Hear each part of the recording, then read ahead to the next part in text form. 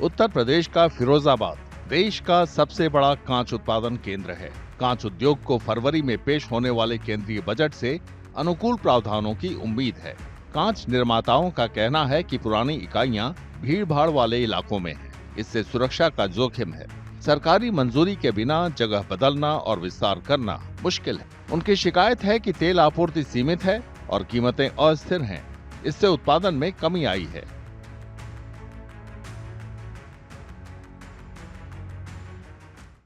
फिरोजाबाद का गिलास उद्योग चारों तरफ से मार खा रहा है। पहला तो हमारी हाथ बंधे हुए हैं, हमें गैस सीमित मात्रा में मिलती है तो हम अपने उत्पादन को नहीं बढ़ा सकते। दूसरा, जो गलियों में कारखाने हैं 50 साल 40 साल 60 साल पुराने, उनको हम खुले में नहीं ला सकते कि जहाँ हम आराम से काम कर सकें। घनी बस्तियों में दिक्कत हो रही है बहुत, और सरकार के द्वारा कोई ऐसी औपचारिकता नहीं निभाई गई जिससे भाई जो घनी बस्ती में कारखाना है उसको हम अपना भार ट्रांसफर करके ले जाएं। 1995 में गैस आने के बाद यहाँ कोई क्रांति नहीं आ पाई। गिलास की मंडी खत्म होती चली जा रही है।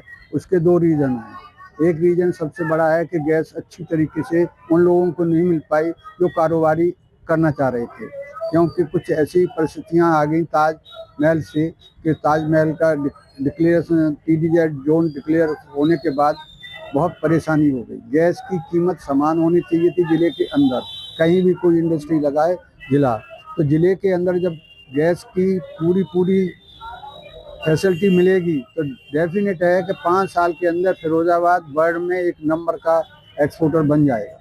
चूड़ी उद्योग बढ़ती लागत से परेशान है। चूड़ियों के कारखानों में सैकड़ों मजदूर काम करते हैं। चूड़ियां बनाने वालों का कहना है कि मजदूरों को रोजगार देने वाले कारखानों का अस्तित्व ही खतरे में है। उन्हें उम्मीद है कि बजट में महंगाई और बढ़ती लागत पर लगाम कसने के उपाय होंगे, जिनसे उनके कारोबार को राहत मिलेगी। बजट जो आ रहा है, अब जो नया जो बजट आएगा इस सत्र में, तो इसमें हम यही गुजारिश करते हैं हम आप लोगों से कि ऐसा बजट आए कि जैसे चूड़ी की जो दरें ऊपर जा रही हैं उसको थोड़ा सा मैक्सिमम रहे, जिससे सबके एक जैसे क्या होता है, एक चूड़ी का जो कारोबार है उससे काफ़ी परिवारों के घर चल रहे हैं, काफ़ी परिवार चल रहे हैं, काफ़ी घर चल रहे हैं, उससे काफ़ी लोग जुड़े हुए हैं। एक कारखाने में आज 600 लोगों की वर्किंग है, 600 मेंबर काम करते हैं, तो वो 600 के परिवार चल रहे हैं। फिर गोदाम हैं, फिर फैक्ट्रियाँ, स्टॉक हैं, तो सबके कारोबार सही चलें और सबका सही चलता रहे, यही हमारी गुजारिश है कि बजट में कुल मिला के ये हो थोड़ा सा महंगाई को नीचे लाया जाए। व्यापारी ये भी कहते हैं कि कांच उद्योग को नकदी की समस्या का सामना करना पड़ रहा है। इसके चलते माल का भुगतान 6 महीने से साल भर तक नहीं हो पाता है। कांच उद्योग समय पर भुगतान सुनिश्चित करने के लिए कानूनी ढांचा बनाने और GST दर मौजूदा 18% से घटाकर 5 से 8% करने की मांग कर रहा है।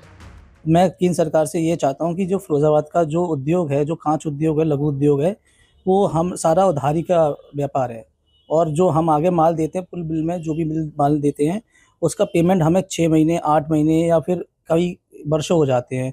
जिससे कि मैं केंद्र सरकार से कहना चाहता हूँ कि हमारा पेमेंट के लिए ऐसी सख्त कार्रवाई करी है जिससे कि पेमेंट बहुत जल्दी से जल्दी मिले।